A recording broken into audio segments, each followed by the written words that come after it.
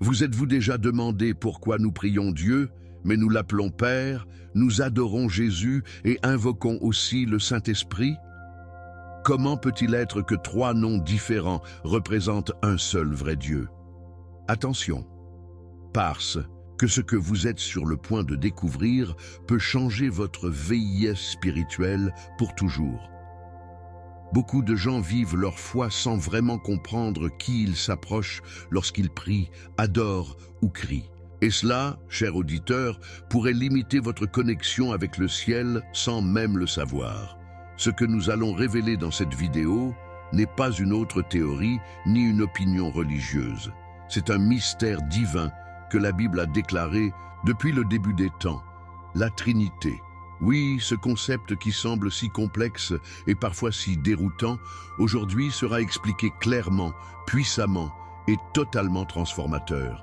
La plupart des gens ont entendu parler du Père, du Fils et du Saint-Esprit, mais très peu comprennent comment ces trois peuvent être un, agissant ensemble, en parfaite unité dans chaque détail de votre existence. Et soyez prudents, parce que si vous ne comprenez pas cela, vous pouvez manquer de vivre la plénitude de la foi que Dieu a conçue pour vous. De nombreux croyants ne ressentent toujours pas la puissance du Saint-Esprit. Les autres prient sans savoir comment le Père se rapporte à eux, et certains aiment Jésus mais le voient comme un être lointain. Et si tout cela se passe pour ne pas comprendre la Trinité comme une expérience de vie, et pas seulement comme une doctrine? Aujourd'hui, vous comprendrez ce que personne ne vous a expliqué. Vous verrez comment de la Genèse à l'Apocalypse, la Trinité est présente dans chaque promesse, chaque miracle et chaque manifestation de l'amour de Dieu. Cette vidéo n'est pas pour curieux. C'est pour ceux qui ont vraiment soif, pour ceux qui pensent que quelque chose dans leur vie spirituelle est manquant, pour ceux qui savent qu'il y en a plus, mais qui n'ont pas encore réussi à le toucher. Parce que lorsque vous comprenez comment chaque personne de la Trinité agit, le Père qui vous a donné l'identité, le Fils qui vous a sauvé avec son sang et l'Esprit qui vit en vous, votre façon de prier, de lire la Bible, de marcher dans la foi, ne sera plus jamais la même. Préparez-vous, parce que cette révélation vous apprendra non seulement quelque chose de nouveau, il ouvrira vos yeux spirituels, il activera votre cœur et se connectera directement à la présence de Dieu comme vous ne l'avez jamais ressenti. Êtes-vous prêt à connaître le seul vrai Dieu dans toute sa plénitude? Dès le début des temps, la Bible révèle une vérité sacrée qui est laissée perplexe aux théologiens, aux croyants et aux moteurs de recherche spirituelle. Depuis des générations, Dieu est un, mais se manifeste de trois manières différentes. Père, Fils et Saint-Esprit, tout un étant un seul Dieu. Ce mystère, connu sous le nom de Trinité, n'est pas une formule mathématique à résoudre, mais une révélation pour expérimenter la foi. Dans Genèse 1,26, nous lisons une expression puissante. « Faisons l'homme à notre image, selon notre similitude ». Qui est « nous faisons ». Cela ne peut pas être une erreur grammaticale. Là, du premier chapitre, Dieu nous laisse déjà entretenir la pluralité dans son unité. Ce ne sont pas trois dieux, mais un Dieu sur trois personnes. Ce n'est pas une énigme à comprendre avec la logique humaine, mais une invitation divine à connaître Dieu dans sa plénitude. La clé est dans la foi, car seulement de la foi, vous pouvez capturer ce que les yeux ne voient pas, mais l'esprit se discerne. Lorsque nous nous plongeons dans l'évangile de Jean, tout devient encore plus profond. Dans Jean 1, on nous dit « Au début, c'était le Verbe, et le Verbe était avec Dieu, et le Verbe était Dieu. » Ce Verbe n'est autre que Jésus-Christ, le Fils éternel, qui n'a pas été créé, mais qui existait toujours avec le Père. Ce n'est pas une créature, ni un simple prophète, mais Dieu lui-même qui a décidé de devenir chair. Et si nous continuons à lire vers le verset 14, nous avons découvert « Et le Verbe est devenu chair et a vécu parmi nous ». La Bible ne laisse aucune place au doute. Jésus n'est pas venu plus tard, il était déjà toujours. Mais encore plus étonnant est que dans la même histoire de création, le Saint-Esprit apparaît également. Dans Genèse 1,2, on nous dit que l'Esprit de Dieu s'est déplacé sur le visage des eaux. le Père, le Fils et le Saint-Esprit étaient déjà actifs à l'époque où tout s'est formé. Dès le début, Dieu a agi comme Trinidad. N'est-ce pas impressionnant? Certains essaient de rationaliser la Trinité comme s'il s'agissait d'une formule qui devait être résolue à avoir la foi. Mais la vérité est que ce mystère n'est pas clarifié par le raisonnement humain, mais par des expériences spirituelles. La Trinité est comprise lorsqu'elle est vécue. C'est comme le véritable amour. Vous ne pouvez pas l'expliquer avec des mots, mais vous savez ce que vous ressentez, vous le vivez, transformez tout. Il en va de même pour Dieu. Le Père vous appelle, le Fils vous sauve et le Saint-Esprit vous guide. Chaque personne de la Trinité a une œuvre spécifique dans votre vie et ensemble, ils travaillent dans une unité parfaite pour vous conduire à la plénitude de la foi. Il n'est pas nécessaire de se compliquer avec des termes théologiques difficiles. Il suffit d'ouvrir le cœur et de laisser la Bible parler. Laissez l'Esprit de Dieu vous révéler dans la prière l'unité divine qui vous entoure. Imaginez ceci, une lampe qui donne de la lumière, de la chaleur et de l'énergie. Il y a 3 manifestations, mais la source est la même. C'est notre Dieu.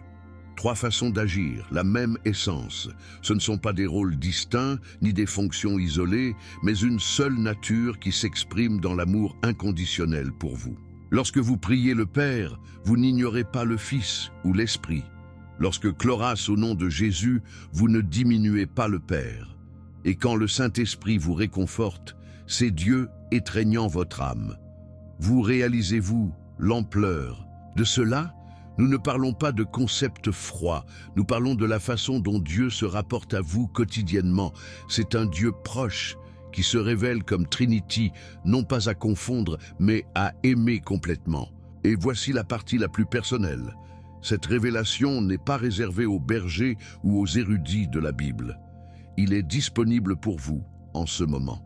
Chaque fois que vous lisez la parole, c'est le Saint-Esprit qui vous éclaire. Chaque fois que vous vous sentez perdu, c'est Jésus qui vous cherche. Et chaque fois que vous pensez que vous ne pouvez plus, c'est le Père qui vous soutient avec sa force.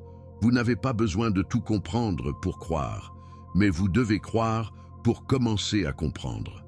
Trinity est un cadeau qui transforme votre relation avec Dieu, car il vous permet de voir comment chaque aspect de votre être vous déverse avec un but. Et si ce mystère touche déjà votre cœur, attendez de découvrir ce que les Écritures nous apprennent sur l'unité divine parfaite.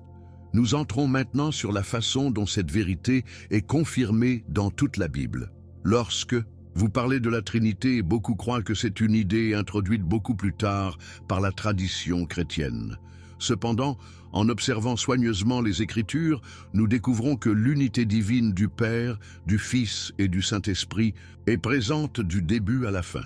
L'un des versets les plus fondamentaux pour comprendre cette unité se trouve dans Deutéronome 6, 4. « Écoutez Israël, le Seigneur notre Dieu, le Seigneur est. » Cette déclaration affirme non seulement que Dieu est unique, mais qu'il contient une profondeur qui, avec les yeux de la foi, est révélée comme la base pour comprendre comment ce seul Dieu peut se manifester chez 3 personnes tout en étant un. Le verbe « un » ici vient de « ejad » en hébreu, ce qui implique une unité composite et non absolue, qui s'harmonise parfaitement avec la doctrine trinitaire. Ce n'est pas une contradiction, mais une richesse spirituelle que seule la foi peut embrasser. Jésus-Christ lui-même nous a donné une clé puissante pour comprendre cette unité divine. Dans Matthieu 28, 19, avant de monter au ciel, il donne une instruction claire à ses disciples. Par conséquent, id et fait des disciples à toutes les nations, en les baptisant au nom du Père, du Fils et du Saint-Esprit. La chose fascinante est que Jésus utilise le mot « nom » en singulier, pas « nom » au pluriel. Vous rendez-vous compte? Il ne dit pas « dans les noms d'eux », mais « au nom d'eux ». Cela indique clairement qu'il existe une seule identité divine, bien qu'elle se manifeste chez 3 personnes. Ce n'est pas une coïncidence ni une erreur grammaticale, c'est une révélation intentionnelle. Jésus nous montre qu'en invoquant le nom du Père, du Fils et du Saint-Esprit, nous reconnaissons l'unité d'un seul Dieu qui se rapporte à nous de plusieurs manières, toutes tout aussi saintes, toutes également divines. Mais cela ne s'arrête pas là. Dans 2 Corinthiens 13, 14, l'apôtre Paul ferme l'une de ses lettres avec une bénédiction profondément trinitaire qui, souvent, nous négligeons. Il dit « La grâce du Seigneur Jésus-Christ, l'amour de Dieu et la communion du Saint-Esprit sont avec vous tous. » L'avez-vous remarqué? Paul n'improvisait pas. Il reconnaît que chaque personne de la Trinité a un rôle actif dans nos vies. Jésus nous donne la grâce, cette porte ouverte au pardon et au salut. Dieu le Père est la source de l'amour inconditionnel qui nous adopte en tant qu'enfants. Et le Saint-Esprit est celui qui nous donne la communion, l'intimité avec le divin. Cette bénédiction, bien que brève, contient une carte complète de la façon dont Dieu, dans son unité, agit dans notre rédemption. Ce n'est pas seulement une salutation finale, c'est une déclaration théologique avec un immense fardeau spirituel. L'unité divine n'est pas une théorie lointaine ou une doctrine froide. C'est la base de notre relation avec Dieu. Lorsque nous prions, lorsque nous adorons, lorsque nous lisons la Bible à la recherche d'un guide, nous interagissons avec le seul vrai Dieu qui se manifeste comme un Père qui écoute, un Fils qui interdit et l'Esprit qui réconforte. Et cette unité devient tangible dans notre expérience quotidienne lorsque nous cessons de séparer ce que Dieu a uni. Il ne s'agit pas de choisir qui prier ou quelle personne de la Trinité est plus importante. C'est vivre avec la conscience que chacun agit en parfaite harmonie, réalisant la volonté de Dieu lui-même. La foi nous invite à entrer dans cette profonde communion, reconnaissant que l'amour du Père, le sacrifice du Fils et la puissance de l'Esprit sont inséparables et opèrent ensemble pour notre bien. Et si tout cela semble encore trop élevé, il suffit d'observer comment les premiers chrétiens vivaient cette unité divine dans leur pratique quotidienne. Ils n'ont pas soutenu que si la Trinité était logique, ils l'ont vécue.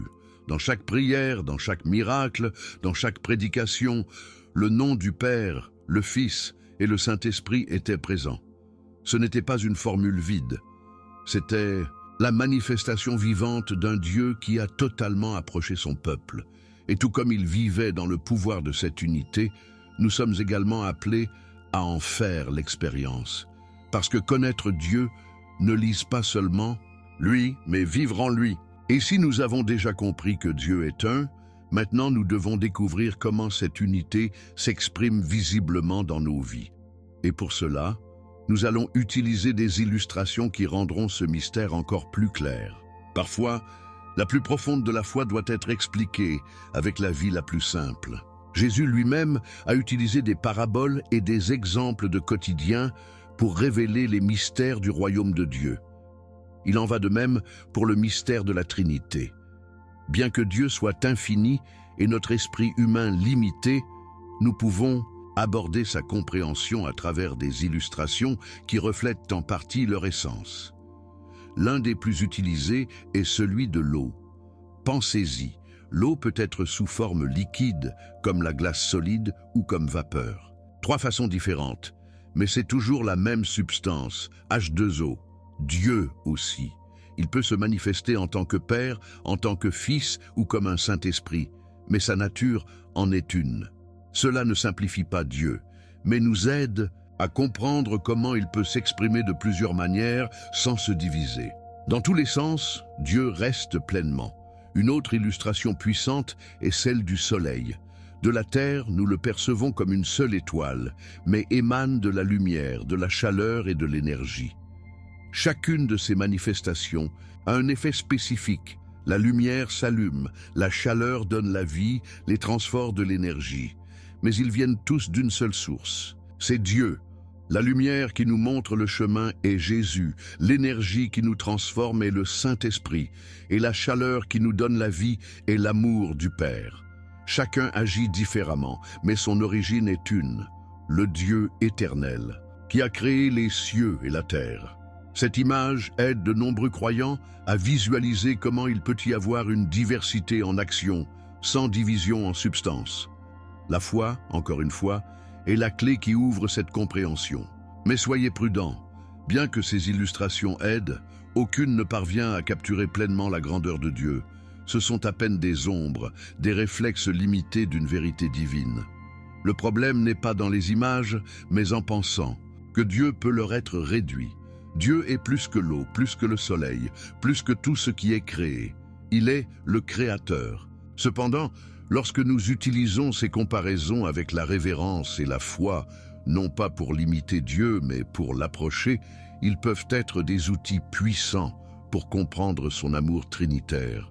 La Bible, qui est notre guide de foi, ne présente jamais Dieu comme une confusion, mais comme un Dieu de l'ordre. Et par Jésus-Christ, le Saint-Esprit et le Père, nous pouvons voir comment cet ordre divin agit dans nos vies.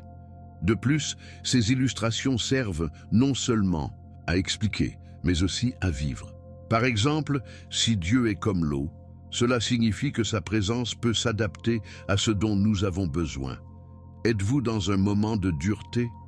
Il y a la glace qui vous soutient. Avez-vous besoin de couler dans la grâce? Il est l'eau vive qui vous rafraîchit. Avez-vous besoin de vous soulever au-dessus des problèmes? Il est la vapeur qui monte et vous emmène avec lui. Et le soleil? Si vous êtes dans l'obscurité, Dieu est la lumière qui dissipe toute l'ombre. Si votre cœur est froid, il est la chaleur qui vous enflamme. Si vous vous sentez sans force, il est l'énergie qui vous entraîne. Le voyez-vous? Trinity n'est pas seulement la doctrine, c'est une présence quotidienne active qui transforme tous les aspects de votre vie spirituelle. Et donc, ce qui semblait difficile à comprendre commence à prendre forme dans le cœur. Parce qu'il ne s'agit pas de comprendre de croire, mais de croire de commencer à comprendre. Ces images ne sont qu'une première étape, une aide pour que votre esprit s'ouvrent à la révélation de qui est vraiment Dieu. Mais ce qui arrive maintenant est encore plus important. Nous devons être prudents avec de mauvaises idées sur la Trinité qui peuvent déformer notre foi et nous éloigner de la véritable connaissance de Dieu révélée dans la Bible. Par conséquent, dans le point suivant, nous nierons certaines croyances communes qui semblent innocentes, mais qui détourneront le cœur de la vérité biblique sur le Père, le Fils et le Saint-Esprit. Lorsque vous parlez de la Trinité, il est courant de trouver des personnes confuses et même des croyants sincères qui involontairement répètent des erreurs qui n'ont aucun soutien dans la Bible. L'un des arguments les plus écoutés est « Le mot Trinity n'apparaît pas dans les Écritures ». Et oui, c'est vrai. Le terme en tant que tel a ensuite été inventé par les premiers théologiens chrétiens à résumer une vérité biblique. Mais le fait que le mot ne soit pas écrit ne signifie pas que le concept n'est pas présent. C'est comme le mot « Bible » qui n'apparaît pas dans ces pages, mais personne ne doute de son existence. Le témoignage de la Trinité est dans tous les coins des Écritures, de la Genèse à l'Apocalypse. L'important n'est pas de rechercher un terme technique, mais de reconnaître la révélation divine par la foi, permettant au Saint-Esprit de nous guider dans la vérité. Une autre erreur très courante est de penser que Jésus-Christ n'était qu'un prophète ou un homme très sage que Dieu a utilisé pour transmettre son message. Mais la Bible est claire et directe concernant qui est Jésus. Dans Jean 8, 58, Jésus déclare « Avant Abraham, je le suis ». Cette déclaration n'a pas été mal comprise par les pharisiens car ils savaient exactement ce qu'ils disaient. Ils s'identifiaient au même « je suis » qui a parlé à Moïse du buisson brûlant dans Exode 3,14. Jésus ne parle pas seulement au nom de Dieu, Jésus est Dieu. Et plus tard, lorsque Thomas le voit ressusciter, il ne l'appelle pas professeur, pas même Messie. Il dit « Mon Seigneur et mon Dieu », Jean 20, 28. C'est un culte direct. Si Jésus n'était pas Dieu, il aurait corrigé Thomas, mais il ne l'a pas fait. Parce que cette déclaration était vraie. Jésus nous parle non seulement de Dieu, il est le mot fait chair. Nous ne pouvons et pas non plus tomber dans la mauvaise idée que le Saint-Esprit est simplement une force ou une énergie impersonnelle. Certains le voient comme une sorte de pouvoir que Dieu utilise, mais la Bible nous montre le Saint-Esprit comme une personne divine avec l'esprit, les émotions et la volonté. Dans Jean 14, 26, Jésus dit que l'Esprit enseignera et se souviendra de tout ce qu'il a dit. Seul quelqu'un avec l'intellect peut enseigner. Dans Éphésiens 4:30, Paul nous avertit que nous ne sommes pas attristés envers le Saint-Esprit, ce en qui serait impossible si ce n'était qu'une énergie. Et dans Romains 8:26, on nous dit que l'Esprit interdit pour nous avec des gémissements indicibles. Cela implique des soins, de l'intention et de l'amour. L'Esprit n'est pas une chose, c'est une personne, et cette personne est Dieu, aussi réelle et présente que le Père et le Fils. Ces erreurs, bien que communes, peuvent détourner la foi de beaucoup de gens et affaiblir leur relation avec Dieu. Par conséquent, il est essentiel de toujours revenir à la parole, le laisser être la Bible qui parle, pas les opinions humaines. Si nous croyons que Jésus n'était qu'un homme bon, nous avons nié son pouvoir de sauvegarde. Si nous pensons que le Saint-Esprit n'est qu'une force, nous perdons le réconfort et le guide qu'il nous offre. Et si nous rejetons la Trinité pour ne pas l'avoir compris, nous nous privons de la plénitude d'une relation avec le Dieu qui est révélé de 3 manières pour nous embrasser complètement. La foi n'exige pas que nous comprenions tout, mais nous l'acceptons avec humilité. Le même Dieu qui nous a créés est également responsable de révéler sous des formes que notre cœur peut recevoir. C'est pourquoi il est si important de corriger ces mauvais concepts avec amour, mais aussi fermement. Il ne s'agit pas d'avoir raison, mais d'amener les autres à la vérité qui se transforme. Une vérité qui n'est pas froide ou distante, mais vivante, proche et puissante. Parce que lorsque nous comprenons qui est le Père, le Fils et le Saint-Esprit, notre foi devient solide, nos prières sont remplies de pouvoir et notre vie spirituelle commence à fleurir. Et maintenant que nous refusons certaines des erreurs les plus courantes, il est temps d'approfondir comment chaque personne de la Trinité agit dans nos vies et comment nous pouvons expérimenter leur pouvoir clairement, pratique et quotidien. L'une des façons les plus choquantes de comprendre le mystère de la Trinité est d'observer comment chaque personne divine agit en parfaite harmonie dans le plan de salut. Chacun, le Père, le Fils et le Saint-Esprit, a une fonction spécifique, mais tous fonctionnent dans le même but, votre rédemption et votre transformation. Le Père, selon Éphésiens 1:4-5, est celui qui a conçu le plan depuis avant la fondation du monde. Il nous a choisis, nous a prédestinés et nous a appelés avec un amour éternel. Vous n'êtes pas un accident. Dieu le Père vous a pensé de l'éternité. Il est la source de tout ce qui existe, le Créateur du ciel, de la terre et de votre propre âme. C'est lui qui a envoyé son Fils pour vous sauver. Et il ne l'a pas fait par obligation, mais par amour. Un amour que vous ne pouvez pas gagner ou perdre, car il ne dépend pas de vous, mais de sa nature. Le Père est celui qui tient votre vie, même lorsque vous ne savez pas comment continuer. Ensuite, il y a le Fils, Jésus-Christ, la parole a fait chair, le Sauveur qui est venu exécuter le plan du Père. Il ne venait pas de son propre déconnecté du Père, mais dans le cadre du plan divin qui a tous deux partagé dans une unité et parfaite. Dans Jean 3,16, sa mission est résumée, parce que d'une telle manière, Dieu aimait le monde qui a donné son seul Fils engendré. Jésus ne nous a pas simplement appris à être bons, il est venu prendre votre place. Il a vécu la vie que vous ne pouviez pas vivre et la mort que vous méritez de mourir et décéder. Son sang renversé n'était pas symbolique, il était littéral et il a le pouvoir de vous nettoyer de tout péché. Il s'est levé pour vous donner une nouvelle vie et vit aujourd'hui pour intercéder pour vous. Vous n'êtes pas seul, vous avez un frère aîné, un avocat, un roi qui n'a pas honte de vous appeler ami. Jésus est le pont, la route, la porte. Sans lui, il n'y a pas d'accès au Père.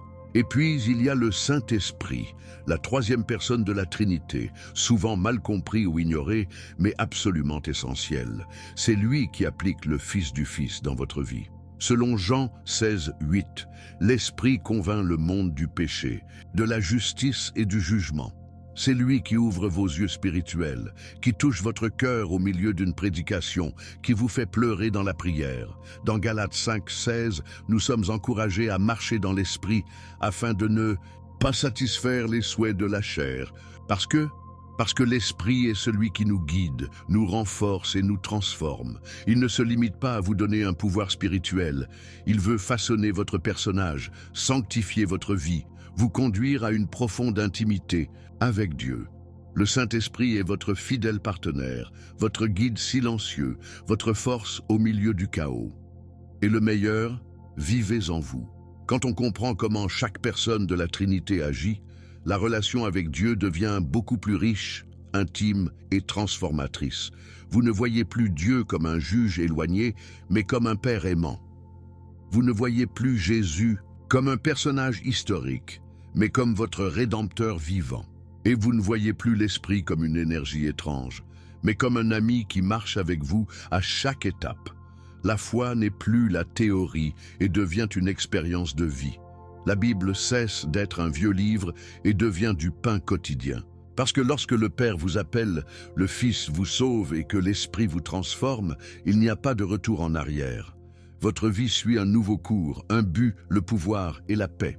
Et si jusqu'à présent, vous avez vu la Trinité comme quelque chose de distant ou de difficile à comprendre, c'est le moment de changer cette perspective.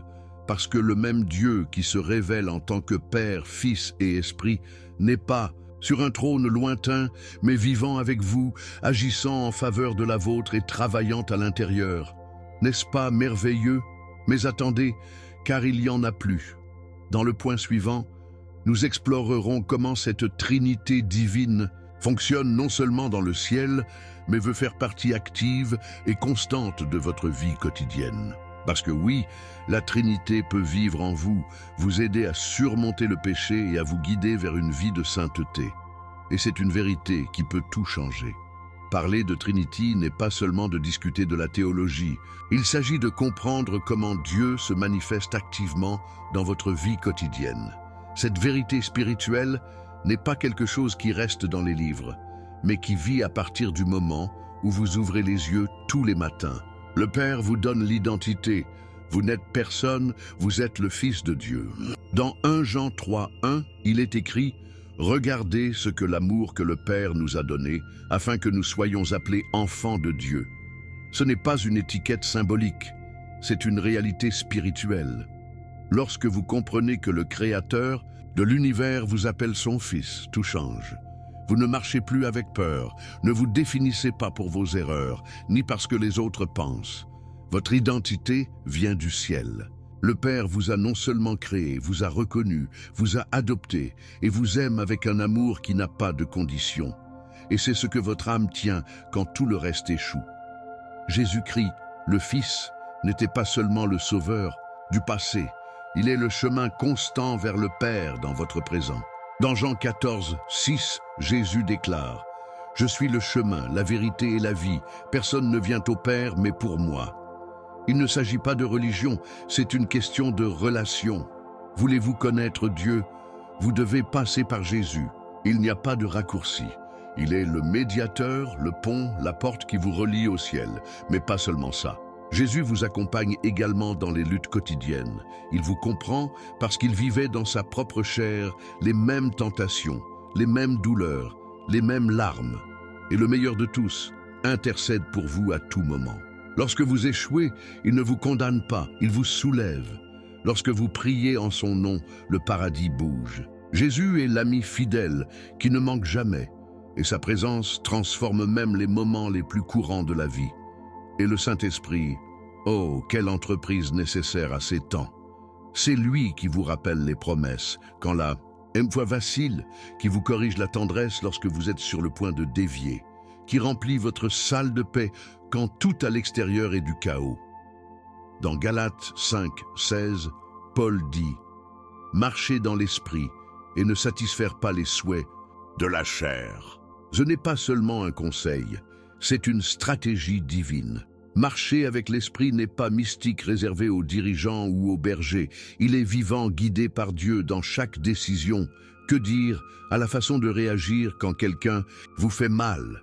Il vous renforce lorsque vous sentez que vous ne pouvez pas plus, révèle la vérité lorsque vous êtes confus et vous donne le pouvoir de vivre dans la sainteté au milieu d'un monde qui normalise le péché. Il est le fidèle, compagnon qui vit en vous et ne vous abandonne jamais. Trinity n'est pas une idée complexe et intangible. C'est un Dieu vivant qui marche avec vous, qui vit en vous, qui travaille pour vous. Vous êtes-vous arrêté pour penser que chaque acte d'amour que vous recevez, chaque mot de réconfort, chaque force qui survient lorsque vous prévoyez d'abandonner vient de ce Dieu trinitaire. Lorsque vous priez et ressentez la paix, c'est le Saint-Esprit. Lorsque vous lisez la Bible et un mot saute à votre cœur, c'est Jésus qui parle. Lorsque vous êtes silencieux et que vous sentez que quelqu'un vous soutient de l'intérieur, c'est le câlin du Père. Si réelle cette constante, la Trinité n'est pas éloignée, vit en vous, si vous le permettez. Vous ne marchez pas seul, vous ne vous battez pas seul. La foi que professeur a un soutien céleste, et ce soutien a un nom, Père, Fils et Saint-Esprit. Et maintenant que vous savez comment la Trinité agit dans votre vie quotidienne, vient l'appel le plus important. Parce qu'il ne suffit pas de comprendre, pas même de ressentir. Vous devez vivre cette vérité, pas comme un concept, mais comme une expérience constante. Êtes-vous prêt à permettre au Dieu trinitaire de transformer tous les aspects de votre existence? Au prochain point, nous allons faire une invitation directe, sincère et profonde, non pas à un dogme, mais à une relation vivante avec le Dieu qui vous aime, qui vous a sauvé et veut vous guider personnellement tous les jours de votre vie. Ce n'est pas la théologie, c'est l'expérience. Nous atteignons un point où il ne s'agit plus de comprendre, mais de répondre.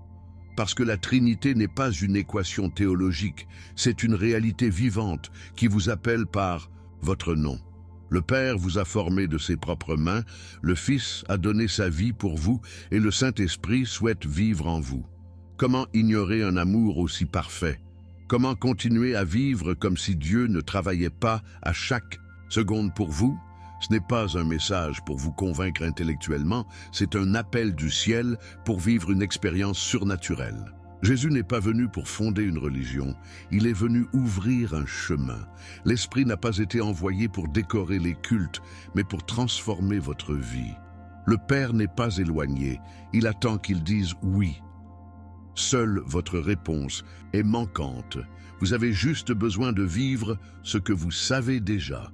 Et voici le secret que beaucoup n'ont pas encore compris. Vous ne connaissez pas vraiment Dieu avant de le vivre comme Trinity. Beaucoup prient le Père, mais ignorent le Fils. D'autres parlent de Jésus, mais ne marchez pas avec l'Esprit. Et il y a ceux qui recherchent le pouvoir de l'Esprit, mais ils oublient le cœur du Père. Mais lorsque vous embrassez la plénitude de la Trinité, tout change. Vos prières sont remplies de sens, votre Bible prend vie, votre culte devient vrai, parce que vous ne parlez plus à un Dieu éloigné, mais avec un Père qui écoute, un Sauveur qui comprend et un Esprit qui vous transforme de l'intérieur. C'est à ce moment que votre foi cesse d'être une routine et devient du feu, et ce feu est celui qui brûle aujourd'hui en vous, tout en écoutant ce message. Ce n'est pas un accident, c'est appelé divin. Alors aujourd'hui, je ne vous invite et pas à comprendre davantage. Je vous invite à abandonner. Dites-vous au Père, me voici, faites votre volonté en moi. Que vous reconnaissez Jésus non seulement comme le Sauveur du monde, mais comme votre Sauveur personnel. Et que vous ouvrez votre cœur au Saint-Esprit pour prendre le contrôle de votre esprit, de vos émotions et de votre marche quotidienne. Vous pouvez le faire maintenant. Vous n'avez pas besoin d'être dans une église ou d'attendre d'être mieux. Dieu vous aime ainsi comme vous, mais pas pour vous laisser la même chose, mais pour vous transformer. C'est l'expérience que les millions de personnes dans le monde ont, et vous pouvez en faire partie, non pas parce que vous le méritez, mais parce qu'il a déjà décidé. Parce qu'avant de penser à lui, il avait déjà pensé à vous.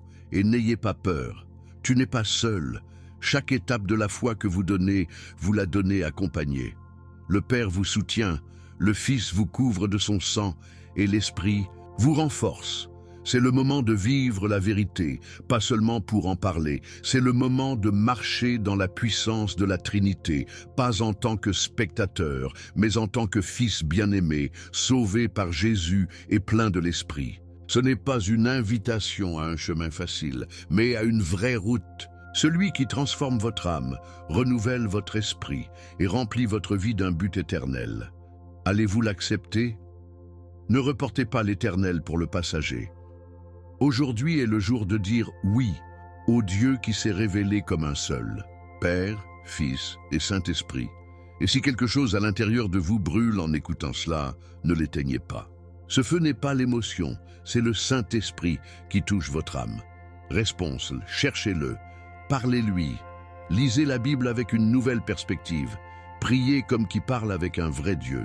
Et il vit tous les jours avec la certitude que vous n'êtes pas seul, parce que le Dieu trinitaire a décidé de vivre en vous. C'est l'expérience qui change tout, c'est la révélation qui se transforme, c'est la vie que vous êtes appelés à vivre. Maintenant que vous savez, qu'allez-vous faire? Maintenant que nous arrivons à la fin de ce message, je veux vous poser une question directe. Laquelle des 3 personnes de la Trinité que vous vous sentez la plus proche de votre vie quotidienne? Et laquelle vous coûte le plus à vivre? Votre réponse peut ouvrir une puissante porte de révélation spirituelle. Alors, partagez-la dans les commentaires. Cet espace n'est pas seulement un canal, c'est une communauté de foi où nous apprenons ensemble pour marcher avec Dieu. Et si cette vidéo touchait votre cœur, ne le gardez pas pour vous. Partagez-le avec quelqu'un qui a besoin de comprendre qu'il n'est pas seul, que le Père l'aime, le Fils l'a sauvé et que le Saint-Esprit veut guider ses pas. N'oubliez pas de vous abonner à la chaîne et d'activer les notifications, car cela garantit que vous ne manquez pas le contenu suivant que nous allons télécharger. Un enseignement profond, des vérités cachées dans la Bible et des messages qui transformeront votre vie spirituelle de la racine. Croyez-moi, ce qui vient après cette vidéo est encore plus révélatrice. Et depuis que vous êtes ici, cliquez sur la vidéo qui apparaît sur votre écran. Là, je vais vous montrer un autre enseignement puissant qui complète ce que vous avez appris aujourd'hui et vous emmènerait encore plus dans votre relation avec Dieu. Marco vous a parlé. Que Dieu vous bénisse et vive chaque jour sous la direction du Père, du Fils et du Saint-Esprit. Rendez-vous dans la prochaine vidéo.